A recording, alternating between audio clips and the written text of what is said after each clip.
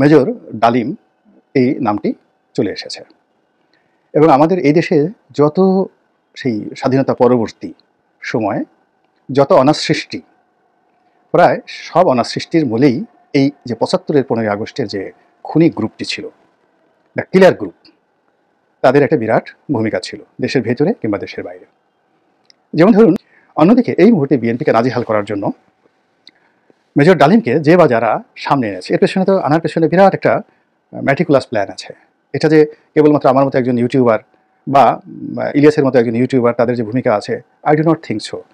ওনাকে আনার পেছনে, ওনাকে দিয়ে কথা বলার পেছনে উনি কী কী কথাগুলো বলবেন, প্রতিটি কথা এখানে অনেকটা শব্দ বোমার মতো। এখন তিনি জিয়াউর রহমানকে টার্গেট করেছেন, তিনি বেগম জিয়াকে টার্গেট করেছেন এবং তিনি এমন কতগুলো প্রশ্ন সামনে নিয়ে এসেছেন যেটা মুক্তিযুদ্ধ, ৭২-এর সংবিধান, আওয়ামী লীগ এবং বিএনপি যুগপৎভাবে সবার সঙ্গে উনি যাদের পক্ষ হয়ে এসেছেন, এটা সবাই ওপেন সিক্রেট, কারা তাকে এনেছে, তাদের সঙ্গে যে সংঘাতটা শুরু হয়ে গেল, এই সংঘাত কিন্তু এই গ্রুপের সঙ্গে ইতিপূর্বে আওয়ামী লীগের হয়েছে, জাতীয় পার্টির হয়েছে, বিএনপির হয়েছে, এমনকি 111-এর হয়েছে।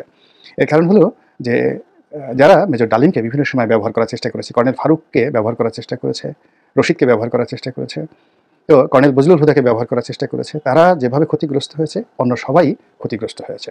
তো এখানে মেজর ডালিমের জন্য যেটা হয়েছে সেটা হলো উনি এখন ওনাকে নিয়ে বিতর্ক হচ্ছে যে সে কি অরিজিনাল ডালিম না নকল ডালিম। তো ওনার পরিবারের যারা লোকজন আপনজন আছেন, বিশেষ করে তার এক আত্মীয় ইউটিউব করেন মুফাসসিল ইসলাম, তো তিনি বললেন যে না, এটা ঠিক আছে, অরিজিনাল মেজর ডালিম।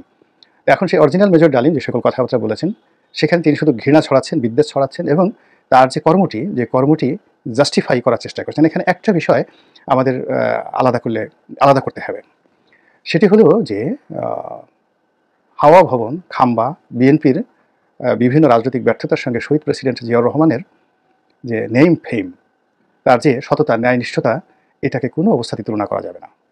এমনকি রাষ্ট্রপতি জিয়াউর রহমানের যে সফলতা, তার সঙ্গে যদি আপনি কর্নেল তাহেরের ফাঁসি বা তার অন্যান্য যে সিদ্ধান্তগুলো, নেতিবাচক সিদ্ধান্ত, এগুলোকে মিলানোর চেষ্টা করেন, ওটা এত বড়, মানে জিয়াউর রহমানের মুক্তিযুদ্ধের ভূমিকা থেকে শুরু করে রাষ্ট্রনায়ক হিসেবে তার যে সফলতা এত বিশাল, হিমালয়ের মতো। ফলে তার যে কোনো ভুল ত্রুটি আপনি সামনে আনার চেষ্টা করেন। এখন যদি আপনি বলার চেষ্টা করেন যে মেজর ডালিমকে তিনি বাংলাদেশে থাকতে দেননি, বেগম জিয়া তার স্ত্রীকে গৃহবন্দী করে রেখেছেন, এর একটাও কাজে আসবে না। বিএনপি তার জায়গাতে আরও শাণিত হবে।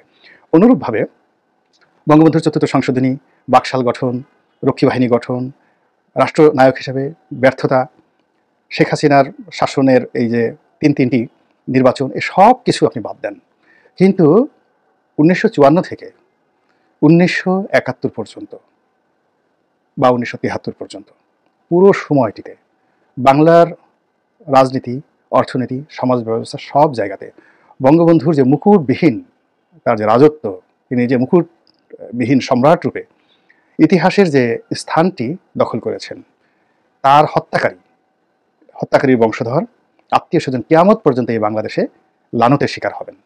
অর্থাৎ এই বাংলাতে কেউ যদি বলে আমি কর্নেল ফারুকের মেয়ে, কর্নেল রশিদের নাতি, মেজর ডালিমের চাচাতো ভাই, খালাতো ভাই, বিশ্বাস করেন এই সমাজে এখনও তারা, এখন তো আওয়ামী লীগ নেই, এখনও তারা সমাজের কোনো একটা লোক তাদেরকে ডেকে বলবে না যে ভাই আপনি আসছেন, একটা ভালো কাজ করছেন, আসেন এক কাপ চা খান। এই লানত, মানে এই হত্যাকারীদেরকে নিয়ে। তো কাজেই যখন একজন মানুষ, সাধারণ একজন মানুষকে হত্যা করে, অ্যাজ ইট ইজ আল্লাহর দরবারে মনে হয় সে সারা দুনিয়াকে হত্যা করেছে।